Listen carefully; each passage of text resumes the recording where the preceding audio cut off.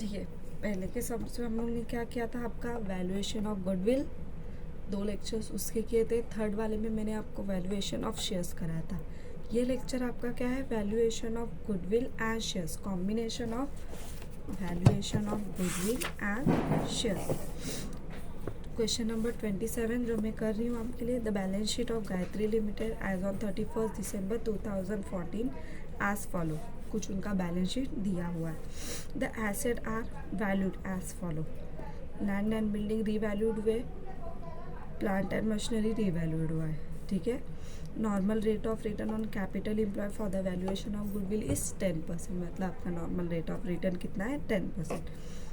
Goodwill should be valued on the basis of 3 years purchase for super profit of the company। कितने साल का आपको goodwill यहाँ find करना है, 3 years का। The capital average annual profit of the company 1,80,000, आपको एवरेज प्रॉफिट दे दिया है। ठीक है, 40% of money investment in building, land and building. Land and building में 2 लाख है, 2 लाख का जो 40% है वो सिर्फ बिल्डिंग का है। कितना, 40% बिल्डिंग का, तो जो 60% है वो आपका लैंड का होगा। ठीक है, building treated as non trading asset, क्या उसको ट्रीट करना है as a non trading asset because of rent. Rent है, उसको हम ट्रेड नहीं कर सकते, इसके लिए रेंट कितना दिया है, 15,000 is collected annually from the building. Building से जो भी कलेक्ट होगा। You are asked to compute intrinsic value of equity share of the company. Ignore taxation, taxation नहीं दिखाना है आपको, क्या निकालना है आपको यहाँ पे कैलकुलेशन क्या करना है, intrinsic value of equity share. मतलब सबसे पहले आपको वैल्यूएशन दिखाना होगा आपका गुडविल का, उसके बाद आपका शेयर्स का, उसके बाद आपका निकलेगा इंट्रिंसिक वैल्यू। मैंने ये लेक्चर्स आपके ले लिए हैं बाय फॉल्ट, मैंने उस टाइम रिकॉर्ड नहीं किया था। ठीक है, मैं आपको यहाँ पे समझा रही हूँ। एवरेज प्रॉफिट हमको दिया हुआ है, राइट, 1,80,000। नॉन ट्रेडिंग इनकम, अब नॉन ट्रेडिंग इनकम क्या है, पहला तो हमने बोला रेंट है, इंटरेस्ट ऑन इन्वेस्टमेंट, जो भी इन्वेस्टमेंट पे इंटरेस्ट है वो भी आपका नॉन ट्रेडिंग होगा। कितना, आपका इन्वेस्टमेंट 90,000 एट कॉस्ट है, बट 90,000 एट कॉस्ट है, बट उसका फेस वैल्यू है 80,000। तो आप कौन सा लोगे, 80,000। 80,000 पे 6% निकाला, आपका 4,800 आया। दोनों को ऐड करके एवरेज प्रॉफिट से माइनस कर दिया। ठीक है, तो ये आपको एवरेज एनुअल प्रॉफिट मिल गया। उसके बाद हम लोग फाइंड करते थे, क्या चाहिए था हमको, कैपिटल एम्प्लॉयड। प्रीवियस क्वेश्चंस में हमको कैपिटल एम्प्लॉयड दिया था, बट यहाँ पे नहीं दिया है। लैंड एंड बिल्डिंग, मैंने जैसा बोला था कि लैंड एंड बिल्डिंग का 40% बिल्डिंग का है, तो बचा 60% क्या होगा, आपका टोटल लैंड एंड बिल्डिंग में चला जाएगा। 60% of 2 lakh, 1,20,000। Plant and machinery revalued, stock, debtors, cash, total asset आपका ये आ गया 18,30,000। लाइबिलिटीज़ जो भी होंगी क्या क्या है, creditors, provision for tax 30,000, 8% debenture 2,40,000। मैंने क्या, टोटल लाइबिलिटी भी आ गई मेरी 5,20,000। Asset minus liability, asset minus liability कितना हो गया आपका, 13,10,000। क्या है वो आपका, कैपिटल एम्प्लॉयड। ठीक है, उसके बाद हम क्या दिखाते हैं, नॉर्मल रेट ऑफ रिटर्न, जो हमको समझ में दिया है कितना, 10%। उसके बाद हमको क्या फाइंड करना होता है, नॉर्मल प्रॉफिट।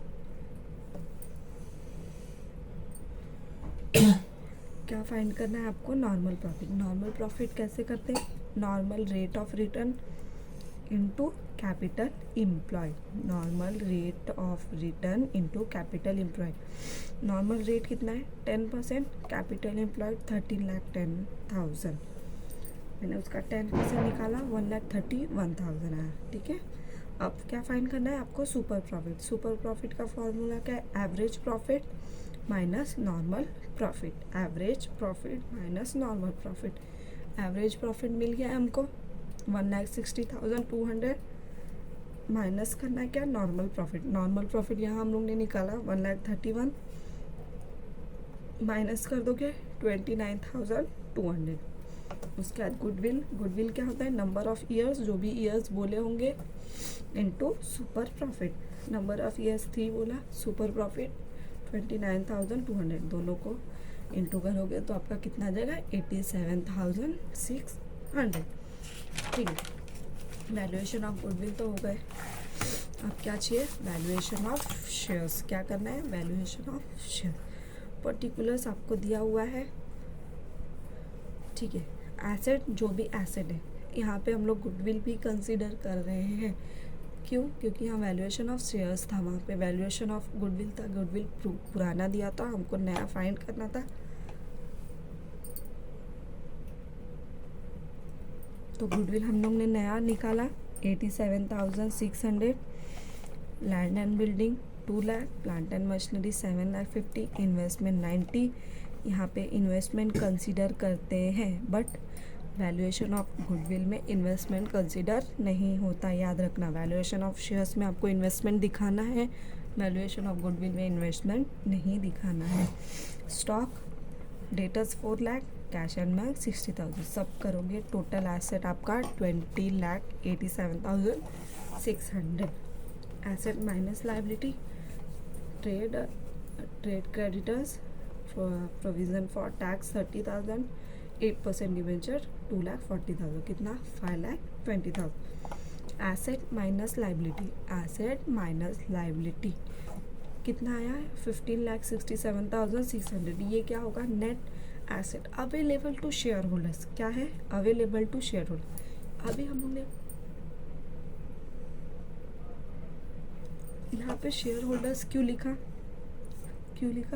क्योंकि ये शेयर होल्डर्स में हमारे प्रेफरेंस शेयर होल्डर्स भी होंगे और हमारे इक्विटी शेयर होल्डर। कौन कौन, आपके प्रेफरेंस शेयर होल्डर्स भी होंगे, इक्विटी शेयर होल्डर्स भी होंगे। तो सबसे पहले हम किसको प्रॉफिट डिस्ट्रीब्यूट करेंगे, हमारे प्रेफरेंस शेयर होल्डर्स को। ठीक है, प्रेफरेंस शेयर होल्डर्स बोला है हमको क्वेश्चन में, कितना देना है उनको 4 लाख। कितना, preference share holder 4 lakh, right. Net asset में से 4 लाख मैंने प्रेफरेंस शेयर होल्डर्स को दे दिया, जो भी बचा and net asset available to किसके हो गए, अब सारे एसेट इक्विटी शेयर होल्डर्स को। डन, ठीक है। Intrinsic value per equity shares चाहिए, तो क्या फॉर्मूला क्या है आपका, net asset available to equity shareholders, net asset available to equity shareholders divide by number of equity shareholders divide by number of equity shareholder. Net asset मिल गया जो available था equity shareholders को। Question में हम लोग को direct दिया हुआ है कि हमारे इक्विटी शेयर होल्डर्स कितने हैं 90,000। ठीक है, डिवाइड किया 90,000 का, आपको जो भी अमाउंट आया वो कितना होगा 12.95 रुपीज़, जो पर शेयर का वैल्यू है। क्या है, आपके पर शेयर का वैल्यू है। डन,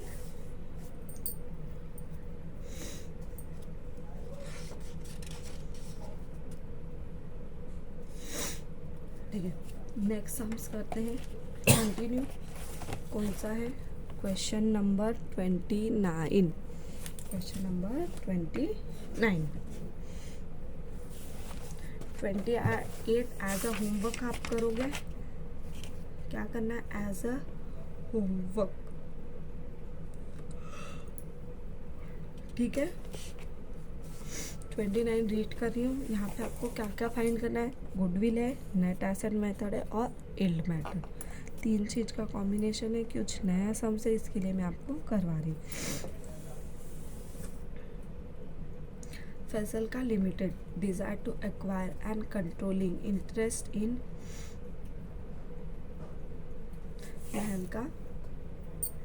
का limited and furnishes for the following information pretending to the company. कुछ कंपनी कितने साल का डेटा दिया आपको, 4 ईयर्स का, 2011, 12, 13, 14। समझ में आया। क्या क्या दिया है, प्रॉफिट आफ्टर टैक्स, डिविडेंड कुछ दिया है, number of equity share holders, preference share भी दिए हुए हैं, इक्विटीज दोनों भी, अमाउंट पेड अप, कितना कितना अमाउंट पेड किया अमाउंट कितना कितना पेड किया इक्विटी को और प्रेफरेंस शेयर होल्डर्स को कौन से ईयर में वो दिया गया। In this type of business 10% on capital employed is consider to be fair return. ये आपका फेयर रिटर्न, दैट मीन्स क्या हो गया आपका नॉर्मल रेट ऑफ रिटर्न। क्या है आपका normal rate of return. Reserve at the beginning of 2011 stood at 50,000।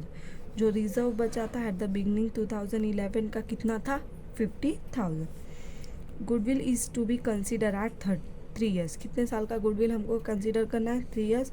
Purchase of super profit, कौन से बेसिस पे, purchase of super profit of the following of profit of the year 2010। Work out the fair value per equity share and also the exchange ratio if Fazalka Limited has a issue own shares at 20% premium for the purpose of the acquisition। क्या किया है, own क्या issue किया है, खुद का shares कितना, 20% premium के साथ। क्या किया है, 20% प्रीमियम के साथ किया है। समझ में आया क्वेश्चन, सेम